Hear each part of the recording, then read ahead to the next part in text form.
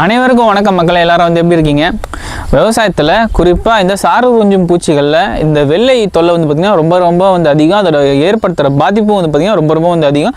அதை எப்படி கட்டுப்படுத்தலாம் அதை பற்றி நம்ம வந்து ஆல்ரெடி ஒரு ஃபுல் வீடியோ வந்து போட்டுருவோம். ஸோ இப்போ இந்த வீடியோவில் என்னடா அப்படின்னு வந்து கேட்டிங்கன்னா, ஒன்றும் இல்லை, அதுக்கான ஒரு பெஸ்ட்டு சொல்யூஷன் தான். நம்ம வந்து வருமுன்னுக்கு அப்புறம் அந்த மாதிரிலாம் நிறைய வந்து சொல்லியிருப்போம். இதில் வந்ததுக்கப்புறம் ஒரு பெஸ்ட்டு கண்ட்ரோல் மெத்தட் என்னென்னு வந்து கேட்டிங்கன்னா, 16 லிட்டர் டேங்க்குக்கு 250 ml 300 ml வேப்ப எண்ணெய், இங்கே சோப் கூட எதுவுமே கலக்க வேணாம், ஜஸ்ட்டு வேப்ப எண்ணெய் மட்டும் கலந்து அடிச்சிங்கனாலே உங்களால் வந்து இயற்கையாக கட்டுப்படுத்த முடியும். எப்படின்னு வந்து கேட்டிங்கன்னா, நாங்கள் வந்து ஒரு PhD ரிசர்ச் ஸ்டூடெண்ட்டை நாங்கள் வந்து மீட் பண்ணோம். அவர் வந்து என்ன சொல்கிறார், அவர் வந்து பருத்தி வந்து போட்டிருக்காரு, அதாவது காட்டன் வந்து போட்டிருக்காரு.